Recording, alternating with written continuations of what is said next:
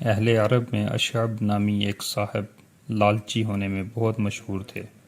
यहाँ तक कि उनका लक़ब तामे यानी लालची मशहूर हो गया और वो हिर्सो तमा के मामला में ज़रबुल मिसल बन गए। जब किसी शख्स के बारे में ये कहना हो कि वो बहुत लालची है तो कहते हैं कि वो तो अपने वक्त का अशअब है, या ये तो अशअब से भी बढ़ गया। अस्मई रहमतुल्लाह अलैह कहते हैं कि एक मरतबा कुछ बच्चे अशअब के पीछे लग गए और उसे तरह तरह से सताने लगे।